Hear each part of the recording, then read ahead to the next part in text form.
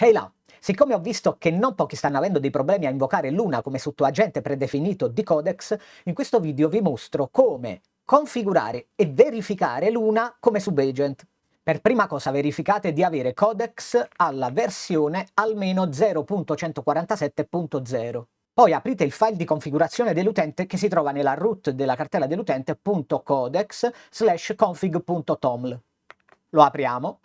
E in questo caso vedete che io ho impostato Terra come modello principale con effort high, ma potete comunque configurare Luna come modello predefinito per i subagent, senza doverlo specificare necessariamente ogni volta. Nella sezione features.multiagent v2 ho abilitato esplicitamente la versione 2 dei multiagenti, anche se dovrebbe essere abilitata di default. Poi ho specificato un namespace agents customizzato, perché quello di default dovrebbe essere collaborators. Questa è un'altra opzione importante e consigliata, e cioè esporre i metadati degli agenti invocati, così altri agenti possono verificare che tipo di agente è stato invocato. Altra opzione importante è questa expose spawn agent model overrides, che permette agli agenti di invocare uno specifico agente con uno specifico effort. Ma le opzioni più importanti si trovano nella sezione agents, dove possiamo scegliere il massimo numero di agenti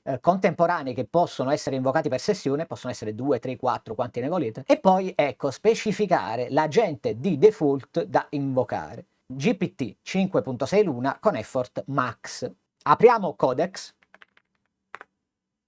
e diciamo a Codex: per cortesia, invoca un sottoagente senza specificare modello ed effort, fagli dire ciao, poi, dopo che ha completato, dimmi esattamente quale modello e quale effort era il sottoagente.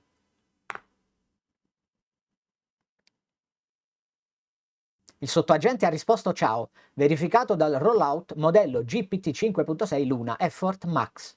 Se volessimo controllare manualmente invece qual è il modello e l'effort dei sottoagenti chiamati, possiamo semplicemente usare il comando subagent, che ci fa navigare nei thread. Come vediamo abbiamo il main default, che è l'agente primario, poi abbiamo root saluto, che è quello che abbiamo invocato. Selezionandolo, in basso possiamo vedere GPT 5.6 Luna max.